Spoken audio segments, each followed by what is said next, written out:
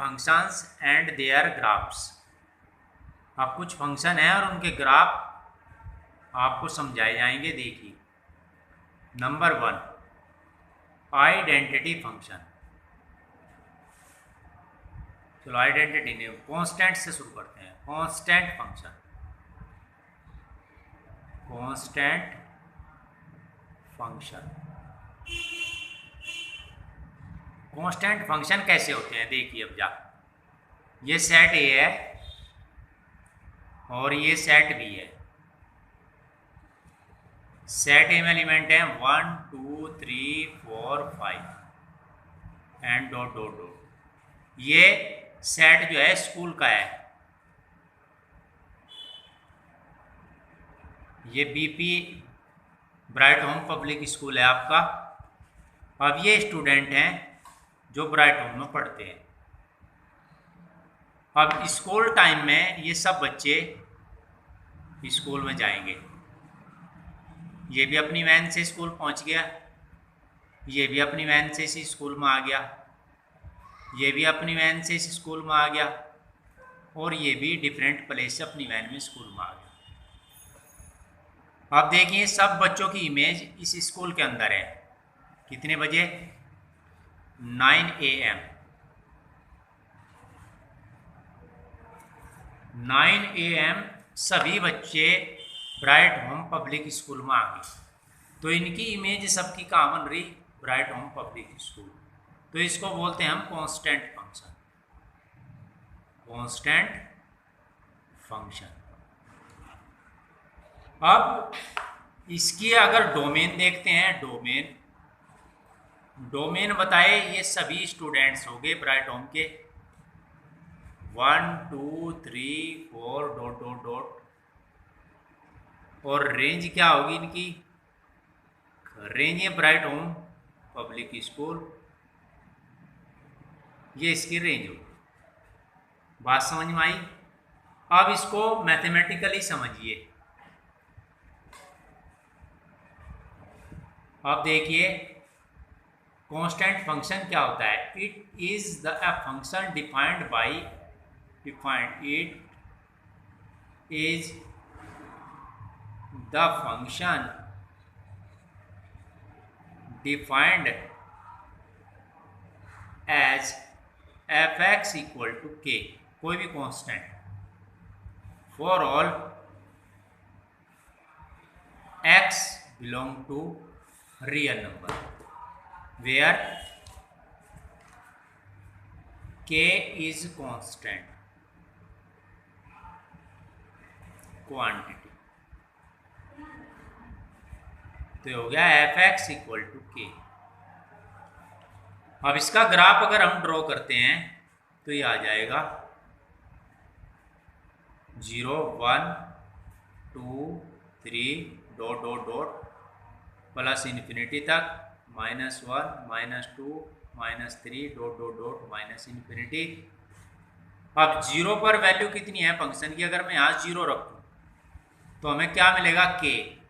के हमने यहाँ तक कंसिडर कर लिया, ये के है, यहाँ से यहाँ तक की डिस्टेंस को के कह दिया हमने। 0 पर वैल्यू कितनी आई? के। 1 पर वैल्यू कितनी आई? के। 2 पर वैल्यू कितनी आएगी? के। 3 रखेंगे के की फंक्शन की वैल्यू के, और इनफाइनाइट तक -1 रखेंगे तो वैल्यू कितनी आई? के। -2 वैल्यू के, ये के आ जाएगी -3 पे। This is a constant function, ये कांस्टेंट हो गया। तो इसकी रेंज कितनी आ जाएगी? रेंज इससे बाहर नहीं जा रहे हम, के से, तो रेंज हो जाएगी के। और डोमेन होगी, डोमेन का मतलब होता है x की में रियल वैल्यू जिस पर फंक्शन डिफाइन होता है। What is domain? x की में रियल वैल्यू जिन पर फंक्शन डिफाइन होता है इज कॉल्ड रेंज। तो ये आ गया रियल नंबर।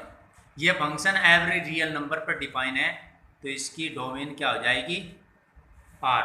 अब देखिए आप नेक्स्ट आइडेंटिटी फंक्शन। कौन सा function? Identity function. Identity function, a function f defined by f(x) equal to x। Identity function को x से डिफाइन करेंगे आप। For all x belong to real number, x क्या चीज़ है, कोई भी रियल नंबर है, इज कॉल्ड आइडेंटिटी फंक्शन। अब आइडेंटिटी फंक्शन का ग्राफ देखिए, f(x) इक्वल्स टू x। कैसे ड्रॉ करेंगे ग्राफ, इसको हम y भी लेट कर सकते हैं। अब देखिए ग्राफ इसका ड्रॉ कैसे करेंगे। यहाँ एक टेबल बना सकते हैं, जैसे आपने 9th क्लास में टेबल बनाई थी कभी। 9th क्लास में 8th क्लास में ग्राफ को ड्रॉ करना सिखाते हैं। वो देखिए x और y, x की वैल्यू अपनी तरफ से कुछ भी ले लो, 0 ले लिया, 1 ले लिया, 2 ले लिया, और भी जितनी आपकी मर्जी उतनी वैल्यू आप अपनी मर्जी से ले सकते हैं। -1 ले लिया, -2 ले लिया। अब ये सारी की सारी वैल्यू आप यहाँ रखो। y की वैल्यू क्या मिली आपको, 0।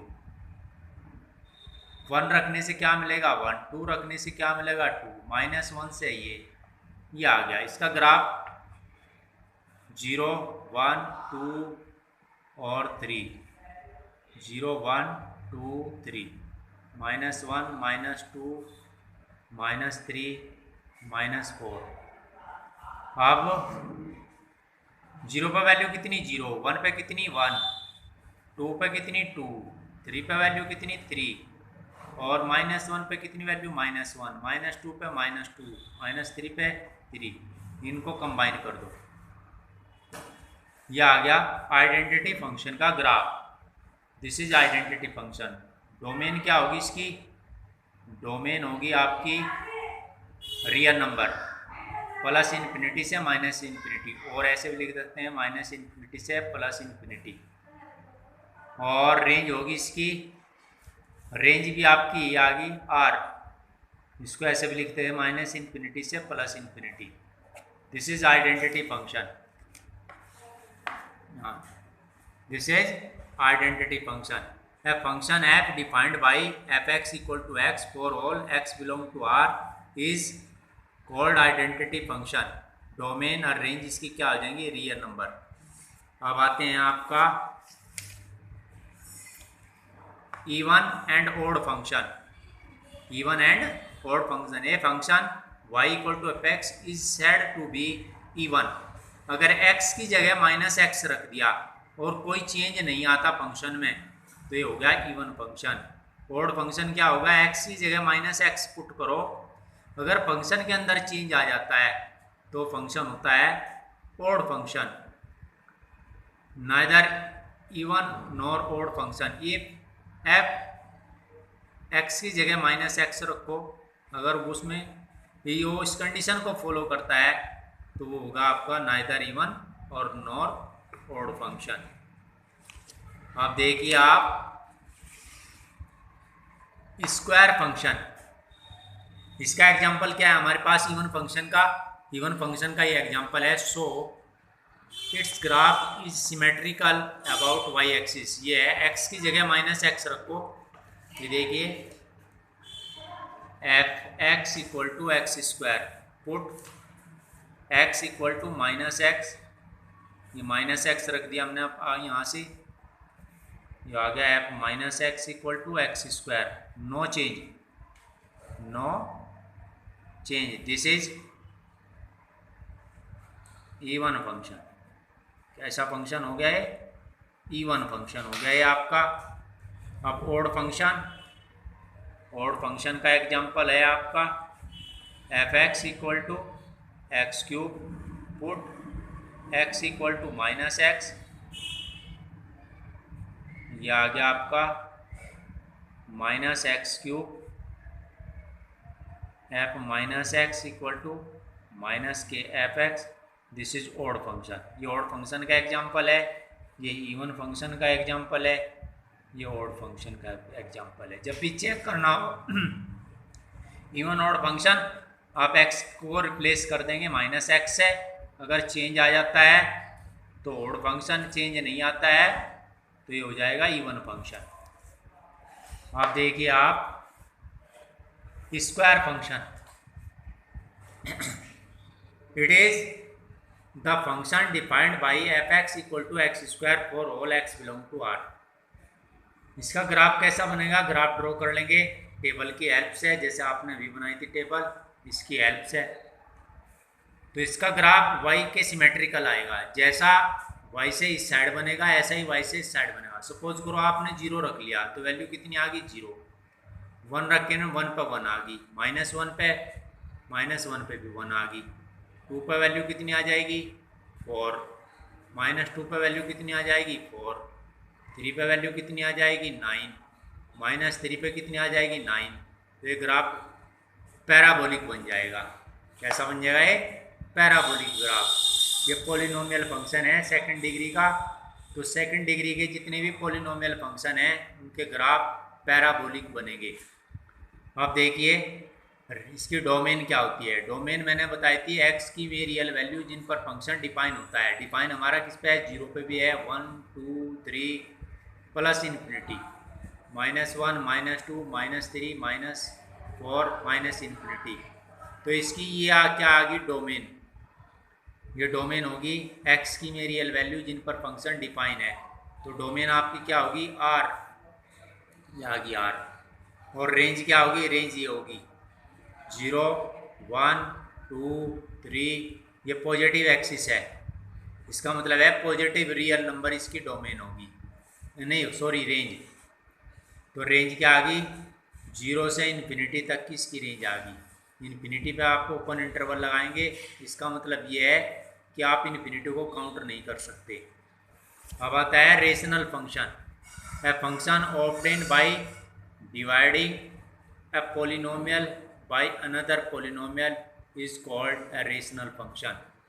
ये फंक्शन है f(x), एक पॉलिनोमियल ये है, एक पॉलिनोमियल ये है, दोनों फंक्शन को डिवाइड कर दिया तो ये बन गया आपका rational function. But q is not equal to 0। अब हमें इसकी डोमेन और रेंज फाइंड करनी। अब देखिए कैसे डोमेन रेंज निकालेंगे। कोई फंक्शन कंसिडर करते हैं f(x), एग्जाम्पल हो गया आपका 1/x, 1/x। इसका ग्राफ कैसा बनेगा? इसका ग्राफ x की जगह 0 रखो, ये 0 आ गया, 0 पे वैल्यू कितनी आई? इन्फिनिटी। इन्फिनिटी का मतलब नॉट डिफाइन, यही आ गया। इसका मतलब ये कंप्लीट नहीं होने का, दर तक ये चलता ही जाएगा इन्फिनिटी की ओर, टेंड्स टू इन्फिनिटी। अब देखिए इसमें वैल्यू 1 रखो, 1 पे कितनी वैल्यू आएगी 1 पे वैल्यू आ गई 1। अब हम 2 रखेंगे, 2 पे कितनी आएगी 1/2, 3 पे कितनी आएगी 1/3, और ऐसे चला जाएगा। ये कम होता जाएगा नीचे की साइड में, जैसे जैसे वैल्यू इंक्रीज होंगी तो ये आ जाएगा ऐसे टेंड्स टू इन्फिनिटी। ये छोड़ने का, प्लेस छोड़ने का मतलब है कि ये ग्राफ आपका इन्फिनिटी की ओर टेंड्स कर रहा है। अब देखिए अपोजिट कोऑर्डिनेट में -1 पे वैल्यू कितनी आई -1, और ऐसे ये चलेगा ग्राफ इसका अपोजिट कोऑर्डिनेट, तो ये ग्राफ आ गया। f(0) अगर हमने पुट की 1/0 हमारा आ गया इन्फिनिटी। अगर हमने इन्फिनिटी यूज किया 1/∞ आ गया 0, और f माइनस इन्फिनिटी -1/∞ आ गया 0, तो ये आ गया आपका f -x equal to -1/x -f(x), this is odd function. ऐसे फंक्शन आ गया ऑड फंक्शन। इसमें सिमेट्री जो आई आपकी, symmetry about opposite quadrant, opposite quadrant में आ गई इसकी सिमेट्री। अपोजिट क्वाड्रेंट हो गया इधर से इधर, सिमेट्री अपोजिट। सिमेट्री का मतलब है जैसा इस क्वाड्रेंट में बनेगा अगर आप, ऐसा इस क्वाड्रेंट में बनेगा। Symmetry about opposite quadrant. तो डोमेन कितनी इसकी? डोमेन आ गई आपकी R0। 0 पर फंक्शन डिफाइन नहीं है, अगर मैं 1/0 रखता हूँ तो इन्फिनिटी आ जाएगा, इसको बोलते हैं नॉट डिफाइंड। डोमेन को हमने क्या बताया था एक्स की में रियल वैल्यू जिस पर फंक्शन डिफाइन नहीं है, डिफाइन होता है, एक्स की में रियल वैल्यू जिन पर फंक्शन डिफाइन है तो होता है डोमेन। तो जीरो पर डिफाइन नहीं है, इसलिए जीरो को हमने इसमें से रिजेक्ट कर दिया। तो इसकी डोमेन क्या होगी, रियल नंबर में से जीरो को छोड़कर जो भी बचा वो सारी इसकी, और रेंज भी इसकी आ जाएगी r माइनस जीरो। अब आता है आपका modulus function. Modulus function most important function है, इसमें मैक्सिमम क्वेश्चन पूछे जाते हैं। y equal to mod x, ये आपका मॉडुलस फंक्शन है। इसकी कितनी वैल्यू होंगी, 2 वैल्यू होंगी, x और माइनस एक्स। एक्स कब होगा, if x greater than equal to 0, if x less equal to less 0। अब देखिए the function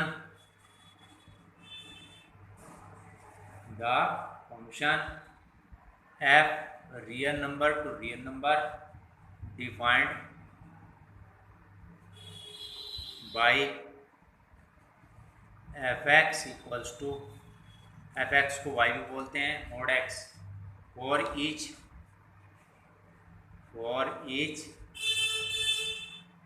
x belong to R is called modulus function. ये आ गया आपकी डेफिनेशन। मॉडुलस फंक्शन को ऐसे शो करते हैं, इसे यहाँ से हटा के यहाँ लिखो, f x equal to mod x, ये एक्स के इक्वल हो जाएगा माइनस एक्स के, if x greater than equal to 0, if x less. अब इसका ग्राफ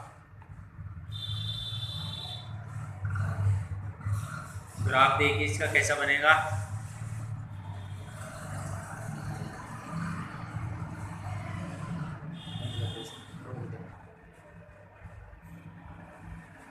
मॉडुलस फंक्शन, अब इसका ग्राफ देखिए कैसे लगेगा। इसका graph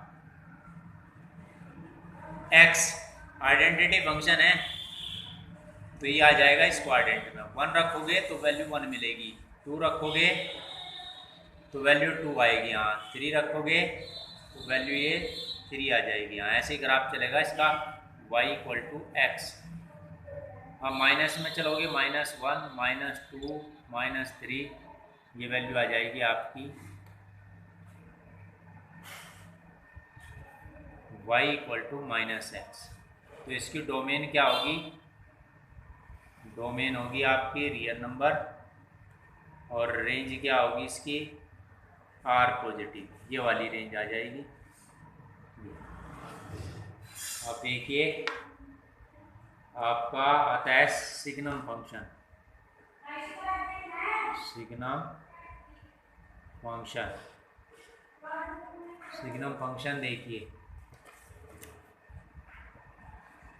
function f x equal to signum function, it is defined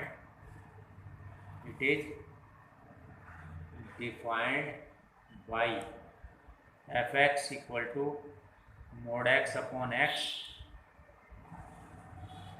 equal to 0 if x is not equal to 0 और if x equal to 0। हम mod x की वैल्यू को क्या कह सकते हैं, इसको हम ऐसे लिख सकते हैं, एक वैल्यू इसकी +1 आ गई, एक वैल्यू इसकी आ गई -1, एक 0, ये था वह x greater 0, x less 0, x equal to 0। Here domain क्या आ जाएगी इसकी r, रेंज क्या आ जाएगी -1, 0 और 1। कैसे आ जाएगी देखिए, ग्राफ इसका ग्राफ देखिए, 0 पे वैल्यू कितनी है 1, और 1 पे कितनी वैल्यू 1, 2 पे कितनी वैल्यू 1, 3 पे वैल्यू कितनी 1। तो ये ग्राफ आ गया ऐसे। If x greater 0। अब -1 पे इसका ग्राफ देखिए, 0 पे वैल्यू 0, 0 पे वैल्यू 0, 1 पे 1, 2 पर भी 1। अब -1 पे वैल्यू कितनी आएगी, -1 पे कितनी -1, -2 पर -2, -1 ही, और -3 पे कितनी आएगी -1। तो इसकी वैल्यू इधर आ रही है, इसका ग्राफ इस साइड में आ जाएगा। तो ये होगी इसका, ये तो आ गया आपकी ये जो लाइन है x की में रियल वैल्यू जिन पर फंक्शन डिफाइन होता है वो तो होगी रियल लाइन ये वाली, और रेंज जो बनी हमारी -1 आई, 0 आई और 1 आया, इसके बीच में आ गई। ठीक, ये हो गया आपका signum function. Last greatest integer function, इसको हम डिनोट करते हैं लार्ज ब्रैकेट में। ये होगा greatest integer function, indicates the integer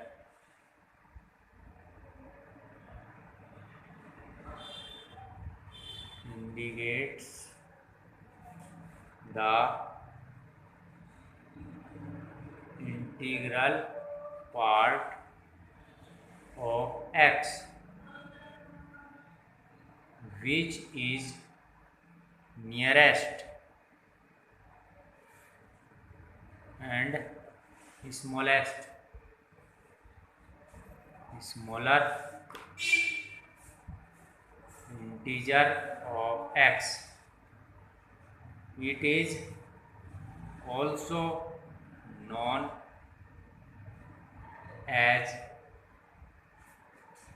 or floor function, step wise and floor function. अब एग्जाम्पल के थ्रू समझिए से 2.3 ये ग्रेटेस्ट इंटीजर फंक्शन है, ऐसा फंक्शन है ग्रेटेस्ट इंटीजर फंक्शन, इसको ब्रैकेट से डिनोट करते हैं, लार्ज ब्रैकेट से। अब देखिए इसकी वैल्यू क्या होगी, इसकी वैल्यू होगी 2। अगर आप इसमें रखते हैं 2.5 तो भी इसकी वैल्यू कितनी होगी 2। अगर इसमें रखते हैं वैल्यू 2.7 तो भी वैल्यू कितनी आएगी इसकी 2। अगर इसमें रखेंगे 2.9 तो वैल्यू कितनी आएगी 2। अगर आप यहाँ 3 रखेंगे तो वैल्यू 3 आएगी। इसका मीनिंग ये हो गया 2 और 3 के बीच में, 2 और 3 के बीच में जितनी भी वैल्यू आएंगी उनकी सबकी वैल्यू कितनी होगी 2। 3 पे वैल्यू जाके कितनी होगी 3। अब 2 की वैल्यू ग्रेटेस्ट इंटीजर 2 की वैल्यू होगी 2, और 2 से और 3 के बीच में जितनी भी वैल्यू आएंगी उनकी सारी की वैल्यू क्या होगी 2। अगर हम इसकी वैल्यू निकालते हैं 0.23 तो इसकी वैल्यू आ जाएगी, ये कितने से कम है 1 से कम है, 1 से कम की वैल्यू 0, और 0 और 1 के बीच में जितने भी आपके वैल्यू होंगी उनकी सबकी वैल्यू ग्रेटेस्ट इंटीजर वैल्यू कितनी होगी 0। ग्राफ कैसे बनेगा देखिए, 0 और 1 के बीच में, 0 और 1 के बीच में मैंने क्या बताया था वैल्यू 0 होगी। अब आता है 2, 1 और 2 के बीच में वैल्यू कितनी आएगी 1, ये आ गई 1, ये खाली छोड़ दिया जाता है। और 2 के और 3 के बीच में वैल्यू कितनी आएगी? 2। 0 और -1 के बीच में वैल्यू कितनी आएगी? -1। -2 और -1 और इसके बीच में वैल्यू कितनी आएगी? -2। This is greatest integer function.